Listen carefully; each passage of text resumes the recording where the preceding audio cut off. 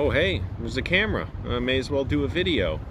Hey everyone, I've been living in my car since October 31st, 2018, and today is August 31st, 2019, which makes it 10 months I've been living in my car. My name's Angelo, I'm a filmmaker, and I thought I'd talk about what I've learned since then, what I've gained, the benefits of the experience, as well as the difficulties.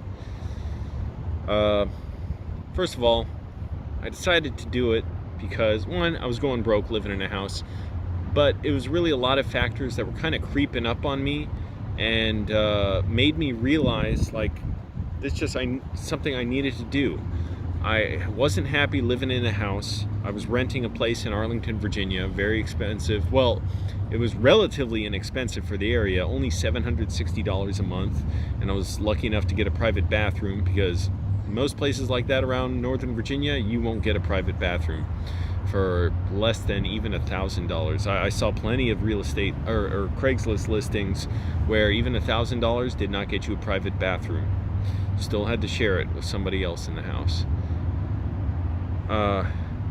So I was going broke, didn't like my routine, didn't like my job. I was basically confined to the house except for going to the grocery store, going to my parents' house to film videos with my mom, and going to my job, working nights as a bouncer. And, sometimes I think vaguely nostalgic about it. Like, it was nice to have the routine. It was kind of, in my mind, it's like this iconic place to be able to look through the bar. And, I always picture what would a movie be like if it was shot here. And there's certain moments I enjoyed. Just the feeling of, now it's the bad part of it too, good and bad, which is like being hypnotized by it. Like I could just keep doing this forever. It's not too challenging. It's not very satisfying, but I could do it. And I did it 5.5 years. And it also was just, something, hey, I know I can do, and then go home. And I felt like, you see the electric meter on your house, like how it's always spinning. That's how I felt on the rent in my house. Like, it's always going. So no matter what, even if I'm out of the house, that meter's still going. I'm still paying rent. So why should I go out and spend money on anything when I was flat broke all the time? Didn't like my roommates. Didn't like having roommates.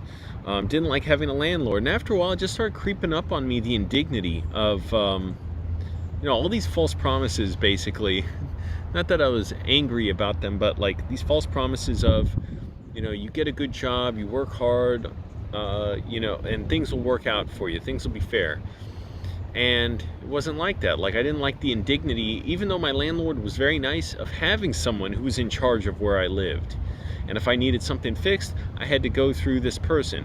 And if they wanted to bring in another roommate, they could. And they brought in some obnoxious roommates. And I didn't like even the idea of having a boss. I'm like, I'm an adult. Why do I have someone as a boss telling me what to do? At least on a film set, they know, like, it's weird. Like,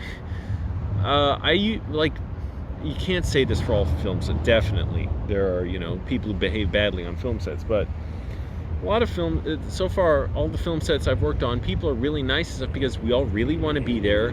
We have this dream in common, this common goal, and everybody understands how important the other person's role is. So there's nothing ordinary about the job. I just got off another movie. I was started as a PA on it, and throughout the film, I was on the last few days of this feature film, like an indie feature. I think it was like a 12-day production total, but I was only on the last 3.5, 4 days, something like that. And I went up from being PA, and then as other people, didn't show up for certain days, or they couldn't show. I don't know what the case was. I'm just saying, towards the end, like, I basically ended up being promoted to gaffer, which means I'm helping the cinematographer set up lights and move around equipment, and assistant camera. So that's really cool. And I love the experience. And I applied to a bunch more jobs today. But anyways, I was just tired of it. Tired of the indignity and thinking that I'm paying into a system by paying a landlord, making it easier for a landlord to get their bills paid, that I'm just making everyone else's rent higher because I'm participating in this thing that, especially in the DC area, it's so expensive to live, and I wasn't getting much out of living there. And so then, of course, eventually I drove across the country and ended up in LA. So, oh my goodness.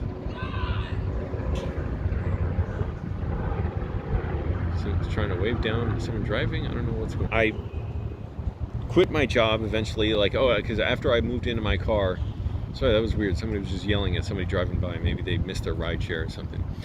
Quit my job, and that was another thing too. Just took a while. I did it for 5.5 years, longest I've ever held a job, and it was again a number of things. Going broke, the realization that like it was weird to even tell my boss, like, I mean, I never told my boss stuff, but like, if my boss ever knew I was broke, knowing it's like, hey, you're the one who's paying me, and I got paid well for the hour. I got $15 an hour, but I only worked like 24 hours a week. So groceries were always, like something I was always struggling with, the bills for those. And I just so I'm just in this routine for several years where I was just stuck doing nothing, basically. Just trying to make videos a lot in my house. And anyway, so let's fast forward. So I've been in my car for 10 months now. There were times when it's very difficult, very sad, lonely thinking how broke I was, how much it hurt to spend money on bills. Now I partly get around that. First of all, I'm in a better mindset, but it's still a struggle. I partly get around that, just not worrying about it, just choose not to. I've used up all my energy. I'm out of fear and frustration for my finances. This situation has pushed me and challenged me to grow, so I don't even look at my bank account much now, and I just look at it when I need to. And knowing, okay, I'll just have a plan and do stuff. Today I was I'm always paranoid about sending out applications for movies, afraid just the worst is going to happen. People are going to get a hold of my phone and just constantly call me or something and want free stuff, or I don't know, like they're just going to sabotage everything I do. They're going to try and shut down everything I do. Really worry about that, and yet I made myself do it. I'm like, no, I can't worry about this. This isn't going to be something that happens to me. I'm going to be in control. I'm going to decide what I'm going to do, and that totally reverses that fear, because it's very easy for me to stay in this mentality of being paranoid, of wanting to keep to myself. Every production I get on, I'm worried about, like, oh, I don't really want to do it. I don't want to work on another one, because what if they treat me terribly, and everyone tries to shut down everything I do, and they're not cooperative, and they try and humiliate me. That's on top of just my paranoia in general. Anyway, so it was difficult. But, after a while, it's like I was like made to learn a routine. Like, what are the boundaries of this experience that work for me, that I should stay inside of and push myself to expand. Being in Northern Virginia, to me, it was kind of worse in a way than here, even though this is very expensive. Because, oh my goodness. That's all right. He's friendly. A giant dog just came up to me. It's funny. Look at a shot of him. There you go. He likes the camera. I was like this area, Northern Virginia. It's just depressing. Like looking at it now, it reminds me of seeing other areas I imagined I couldn't live in. When I went back there a few months ago, I had a job there. It was just so depressing to be in. It's so small, not many film opportunities. Here, there's I found like 15 postings today on Craigslist, and that wasn't even all of them. A lot of them I wouldn't apply for because I wasn't qualified for. Stuff like they need someone who edits on certain software or has certain equipment or certain training, so I couldn't do that stuff. But there's always postings, and again, every time I have a good experience, and yet every time the next one, I'm paranoid and terrified it's going to be awful for me. I'm paranoid about reaching out to people to ask for stuff. Can I use this or whatever? I'm asking if I can use someone's kitchen to shoot cooking videos now, and I got one offer I talked about, but I want to have more just in case I can't use it, or the scheduling's not good, whatever. Or if there's other locations that are easier for me, or different layouts of the kitchen. Anyways, so traveling across the country too, like being nearly stranded in Tennessee. Watch my video, go back, just look for Angelo stranded on the side of the road or something, or my documentary about traveling across the country. I could have been so angry, but I was like, there's no point in getting angry about this. It's going to make it so much more worse for me. Mad that my car wasn't working. It's constantly overheating. It still overheats a lot. I still have to fill up the coolant like pretty regularly. And if I drive long distances like I did yesterday, like 40 miles, oh, a long distance, 40 miles, had to fill up the coolant right afterward. Pissed off about finding parking in a lot of places, but what's new? However, Los Angeles is amazing. It never stops amazing me. So big, beautiful sights, the weather's great. I don't like being hot, man. I was sweating a lot yesterday on set. It was a hot set in some places, but you know, we all just pushed through it. Everybody, camera operator, director, like the actors, man, to me the actors have it worse than way, because they can't exert themselves too much or they're going to sweat and ruin their makeup and ruin their look. You know, they can't look all sweaty on film if it doesn't call for that. So it's pushed me to be a lot, you know, accept challenges much more boldly, even though it's always difficult, and I always have to choose to change the way I look at problems. Always, even driving around, I was trying to find a park today. I was so pissed off that I couldn't find a park that I wanted. I was like, well, why can't I find it on my GPS? It wasn't pulling up one of the ones I wanted, and some of the ones I drove past, it's like there were no parking or it was closed off or whatever. So pissed off. And all I'll do is make myself more and more angry, thinking I messed that up or something. And, you know, worry about if people are going to humiliate me or interfere with me. Before I knew it was a dog coming up to me, I'm like, oh no, is somebody going to come up to me and harass me or something? But I can't worry. What's the point?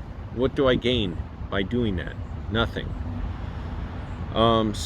And also the fact that now, like, I'm getting up earlier every day. I still get up a little too late, like around 7 if I go to bed by midnight. But the good thing is I can't stay asleep past that. So it's like, well, I get up and then I'm going to the gym still earlier than I ever did before, and pushing myself in the gym a lot, and you know, exercising almost every day.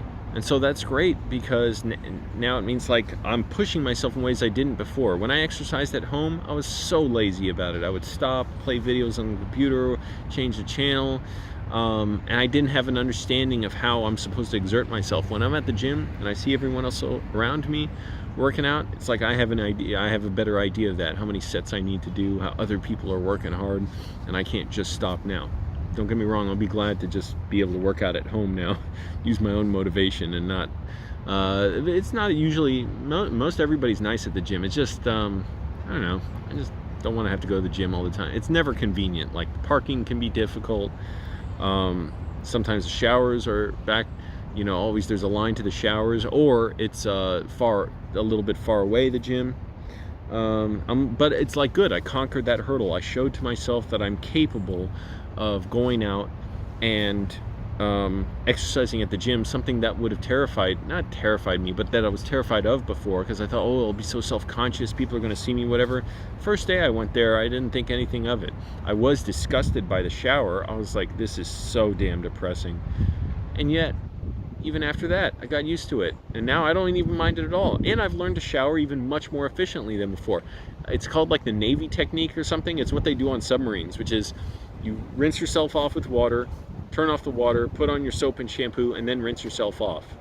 And I'm still adjusting it and refining it, because now I've learned how to floss and brush my teeth in my car. Before, I would just brush my teeth and then I would floss in the shower, and it would take so much longer. And also shave. And I've learned other places where it's good to shave. My car is all right, and I use a water bottle on my razor in my face, but I can cut myself up, a lot of that. So I'm learning other bathrooms, and the gym too. But the thing is, a lot of people shave at the gym, brush their teeth. So it's like, I don't want to take up a sink if I don't have to. But I've learned other bathrooms where I can do that easily. So, you know, I'm learning to push myself. That's the thing. Constantly, you know, with the pressure comes a bounce back of, like, you know, it's like challenging yourself, challenging your muscles, stressing yourself, and pushing beyond that comfort area. So also now, and it's always a challenge, like I said, paranoid, always paranoid about dealing with people. Always feel like that impulse that I want to keep to myself, or just keep it moving, just keep pushing, but also, again, like, keep to myself. So, you know, I don't like socialize much. I don't have the money to, like, in things that are non-film related, but that's fine. I don't think I would want to necessarily, because I'm not making a steady income. So I need to keep, you know, pushing to go out to film events. And I've learned so much about how to approach people and just what works for me, and what I've read works for other people. You know, I've learned how for instance, I don't even ask at first, like, how are you doing or whatever, unless it's a way of getting their attention slight. But then the real question is, hi, what's your name? That's just what I've learned is better than, hey, how are you doing? Because how are you doing, it's like, it's not rude to ignore that, or it's not rude to just say hi or hey, how you doing in response. So you don't want to do that if you actually want someone's attention. Say, hi, what's your name? And again, even though I'm paranoid and worried about being humiliated, and I have fear of rejection and stuff, and feel like people are going to put me down or something, I realize most people don't want to do that. Most people are nice. It's just I still always feel like an outsider and like such a freak dealing with others. But I don't even like saying that much, because I got to keep what's the point to dwell on that and then just be miserable. Met so many people out here I can work with. Met so many filmmakers, entertainers. I got to meet Tim Heidecker. I got to I met Greg Turkington the other day as well on cinema. Hey, watch Mr. America, a new movie with Tim coming out about his run for DA, District Attorney of San Bernardino. This whole area is amazing, all of LA, and it's just good to see, like I can apply myself at this, whereas in Virginia there was not much to apply. Yeah, I could meet filmmakers and stuff, but not a lot of people were doing a lot of stuff, so it was hard. Here, like, you can just go to events and everybody's doing something creative, whether they're in filmmaking or an actor, or writer, artist. I met another tour guide, one who does a tour about the Manson family, Charles Manson, because I went to a discussion he and Adam Papagan did about Once Upon a Time in Hollywood and the relation to the Manson, not all, but relation to the Charles Manson, the murders that his family did. He didn't kill anyone, but that his followers did. But it's also about just the historic landmarks in the movie and how it recreated LA from the 60s. So I'm trying to eat better too, trying to be mindful about my nutrition. I got to push myself to read more about that, because that's not good when I fall off the wagon or whatever it's called and slip up and eat junk food, or I'm not mindful about what I'm eating, because you can't exercise your way out of a poor diet. So it's like, I'm trying to lose weight always. And again, I was like, today I was thinking about this because it is 10 months exactly since I moved into my car, and thinking about how I was in the library today and pushing myself to apply to jobs, even when I was like, ooh, what if I don't want to do this? What if it's not a good job or something? They don't know what they're doing. Man, I got to get over that fear, because everybody that I've worked with wants to do this stuff too, and so they know what it's like, and they do, and they treat people well, and everybody's treated me great. So it's I can't be worried about that, and if it does happen, then whatever, deal with it. But I have the overwhelming dread and paranoia about this. I gotta just manage. It's always there, and just enjoying quieting my mind and taking in again, my dreams, which is movies. I was watching movie clips today. I was like, wow, I don't even do this much anymore, but I've got to, because this to me is it's almost like I don't want to expose myself to it, because it's so amazing. I'll miss out on it. I'll miss it if I don't experience it all the time, of seeing movies and being part of them. It's almost like it's so exhilarating. I want to dull myself so that I don't, worry about missing it too much or something. It's weird. I've always had that, and I always have this fear of putting on movies, of watching movies. I almost always have this fear, like, oh, it's going to be a terrible experience, and it's going to make me not like movies anymore. Weird, huh? How I would talk myself into that. But I've always had that, and yet it's always something to just get over, because no matter what, that's never happened. Even if I've hated the movie, that's not going to make me it's nothing. It's not even going to affect me. It's still going to make me like movies just as much as I always do. So I can't imagine wanting to be in my home. If I had been in my home the last 10 months, how miserable it would have been. I can't even consider it, because I was growing to hate it. I was just growing I wanted to close myself off, and I can't be around people, like the same people, too much.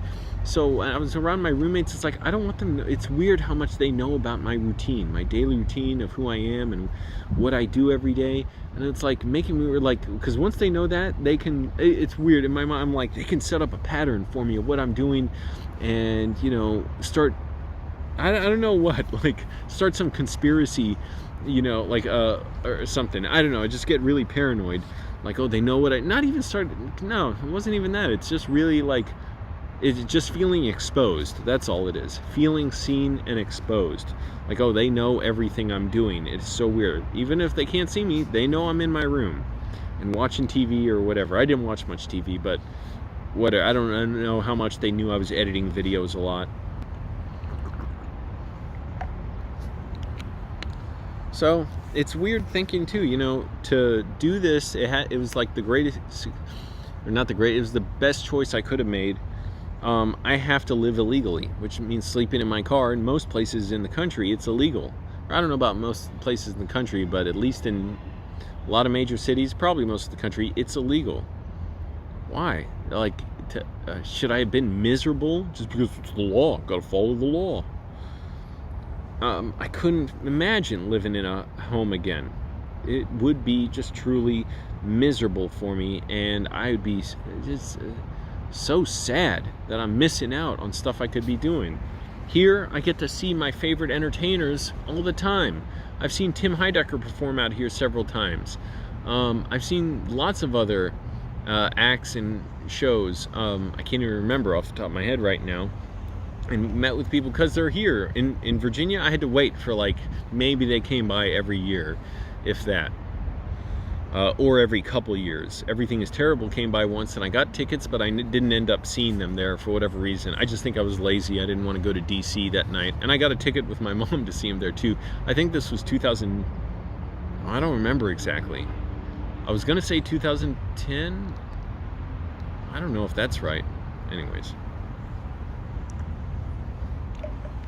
I don't think that's right. Not sure. So, moving into my car, it has been a great experience. As difficult it is, lonely, makes me paranoid. Not makes me paranoid, but I've been paranoid, and on top of that, very lonely and sad and hurt, and you know, just feeling stuck as well, and realizing I'm the one who has to make myself not feel stuck and feel like I'm in control of myself. And you know, it's weird because I'm like, it's used to thinking like when I was at a house, I'm just hypnotized and thinking, oh, every day's the same. I don't have a choice. And now it's like I have to make it clear with myself, I always have a choice, meaning I can choose to regress and just stay the way I was at any given moment, or I have to keep pushing forward and trying new things and daring things and adventuring things, make bigger choices. And every time I have a distinct, clear knowledge that I'm exposing myself, like jumping into a cold lake, exposing myself to the chance of failure and rejection and humiliation. It's not easy for me. Even when I have a good, like, a correspondence with someone, I'm saying, hey, can you work on this or whatever, like, I dread getting back messages from a lot of people thinking, oh, they must secretly hate me or something. And that's ridiculous. I can't be thinking that, and yet I always, like, it happens, I just don't validate it. Anyway, so there you go. That's what I've learned from living in my car for the last 10 months. Subscribe, everybody. Click the like button.